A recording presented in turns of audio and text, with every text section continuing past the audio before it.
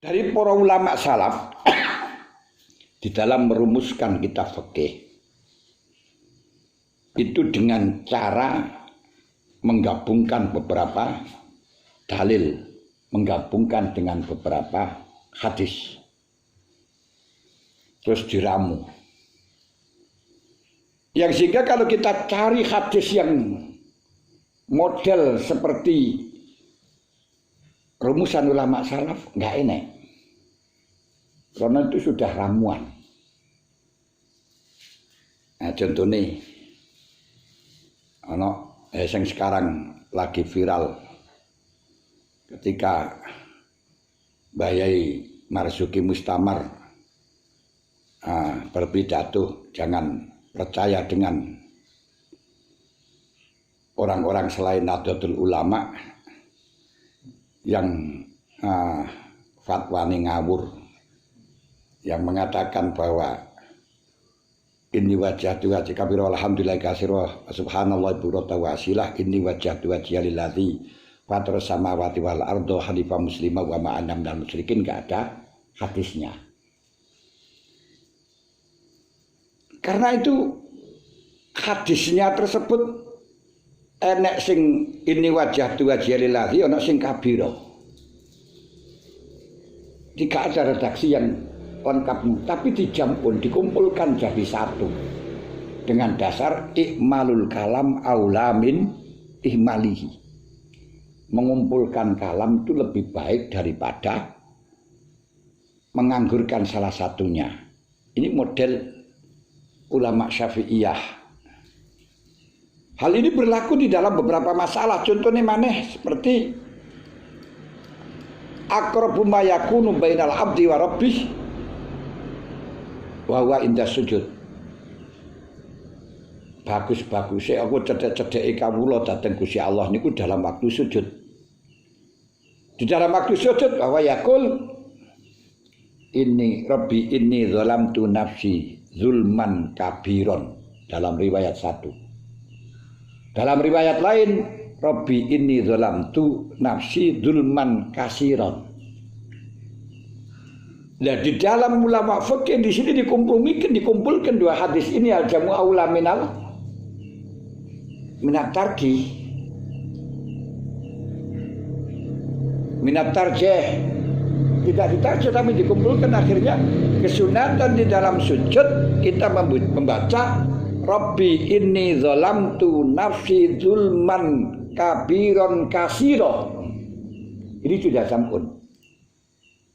Orang-orang yang sombong yang didhawuhna karo Gusti Allah sa'asribuan ayatil ladzina yatakabbaruna fil ardi bighairil haqq, enggak bisa memahami. Akhirnya mengatakan tidak ada hadisnya.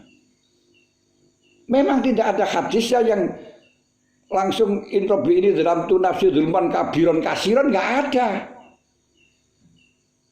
Kenapa? Karena itu hasil jam'un, hasil mengumpulkannya beberapa dalil jadi satu.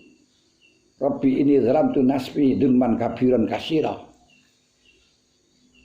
Demikian pula di dalam surat subuh, qoblat jatah subuhi.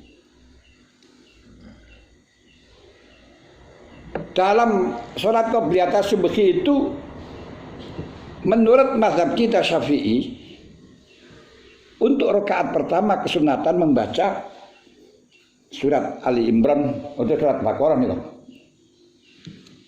Geniku napa nika namine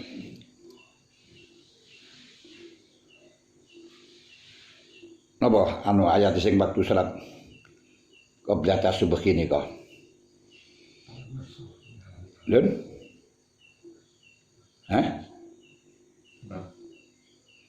Ali Imran enek, Baqarah enek. Gini ku negara amanat in Rabbi igra abran amantu billahi malaikati wa kutubi rusulih la nufariqu baina hadin minhum nahnu lahu muslimin.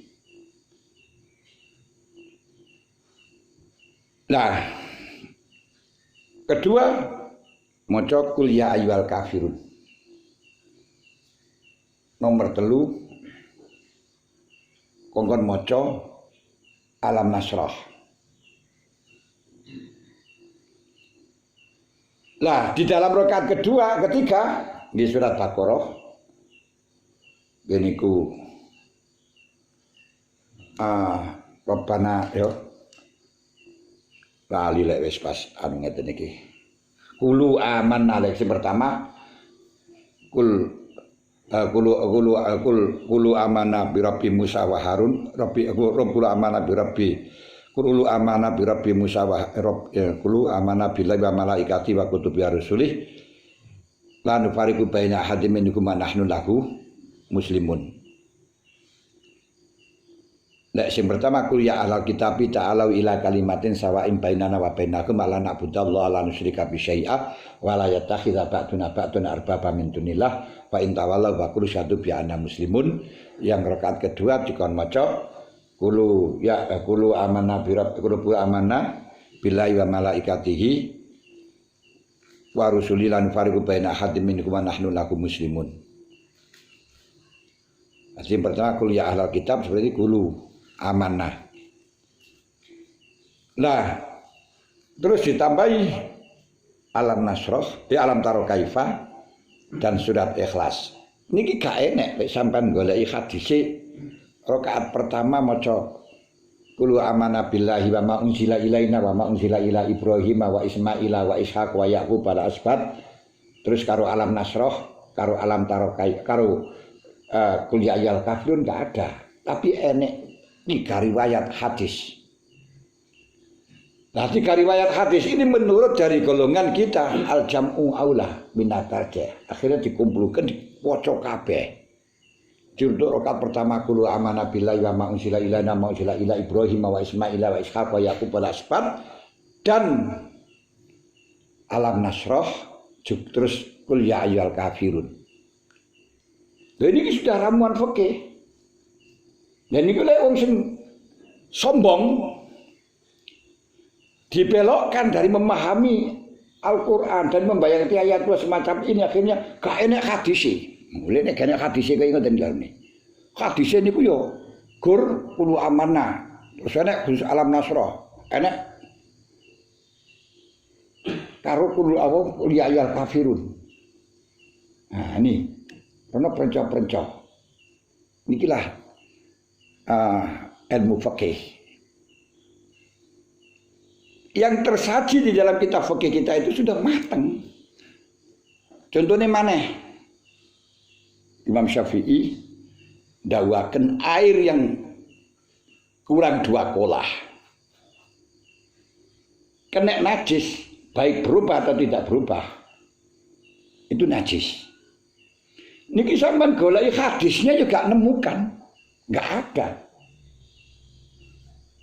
Karena pemahaman yang semacam ini disebabkan mengkompromikan, mengumpulkan 2 hadis jadi satu.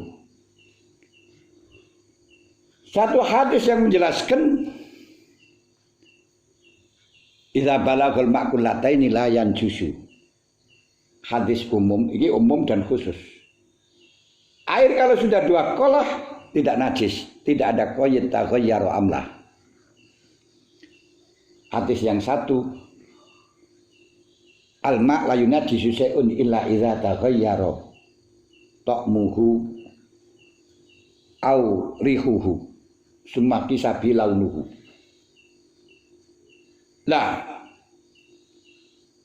air itu tidak akan pernah bisa menjadi najis kecuali berubah warnanya, rasanya atau baunya. Itu dikiaskan warnanya.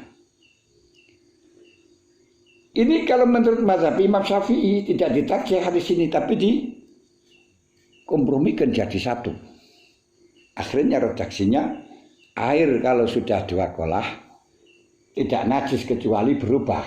Yang berarti akan diambil mafhum kalau kurang 2 kolah akan najis baik berubah atau tidak. Orang-orang yang dibelokkan dari ayatnya Allah gak bisa memahami, jadi ini gak enak hadisnya. Ini loh. Dan anehnya orang-orang yang sudah hatinya oleh Allah Ta'ala ditutup, suruh ngaji gak gelem, gur tekoke ana hadise apa ora. Nah, ngene iki. Enek dalile apa ora? Orang yang alergi dengan dalil-dalil yang semacam inilah sing didhawuhna sa'asrifuan ayatil ladzina yatakabbaruna fil ardi bighairil haq. Kenapa? Karena asyaddul anwa'il kibri ma yamna'u min istifadatil ilmi. Gak gelem ngaji dari ilmu-ilmune ulama niku gak gelem. Karena kesombongan, karena dia dianggap paling bisa.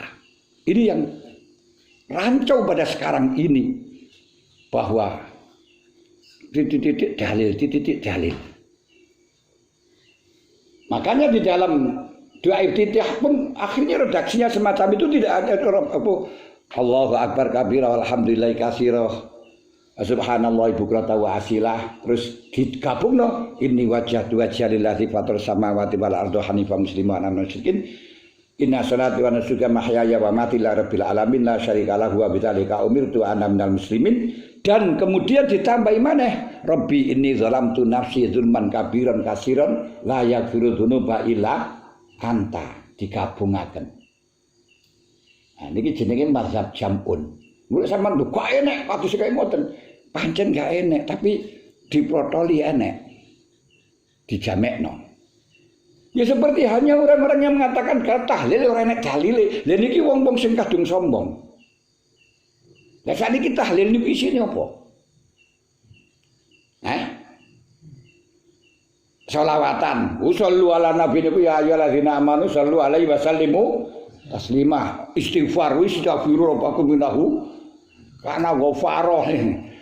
Tasbih subhanallah bila subhanallah bihamdi dikora subhanallah aku nisful mizan alhamdulillah wala ilaha illallah alhamdulillah niku mil'al mizan wallahu akbar niku mil'us samawati wal ardh. Hadisnya sahih. Terus zikir la ilaha illallah la ilaha illallah. Di dalam la ilaha illallah ya malah pirang-pirang aksur mingkau la ilaha illallah. Loh, karena dia sudah kadung sombong sehingga tidak menerima. Aku dibelokkan dari memahami ayat-ayat Allah yang semacam ini. Ora nek dalile. Lha kok susu ngoten niku. Dan mulane kita harus betul-betul paham dalam masalah ini. Jadi fikih niku ngoten niku. Fikih itu ada jamun di antara dalil ini terus dikompromikan. Nah, dimudahkan untuk orang-orang awam. Sudah pas. Kalau memang terus kita dikembalikan nang sing global maneh niku penggoblokan niku namanya. Wong wis dadi mening penak-penak kok malah dibalekno nang sing malah enggak jelas. Wis jelas dikumpulkan penak pun dadi beberapa hadis-hadis. Lah kok hanya tahu hadis satu diongkrek ongkrek. Mulane kasirul ilmi qalilul ingkar. Orang yang banyak ilmunya kan dia banyak diamnya. Karena wah iku enek dalile. Qalilul ilmi kasirul ingkar. Karena minimnya pengetahuan akhirnya banyak mengingkari dari pendapat orang lain. Ini yang terjadi pada sekarang ini seperti itu. Sangat paham. Nah, ini perlu dikembangkan. Wis.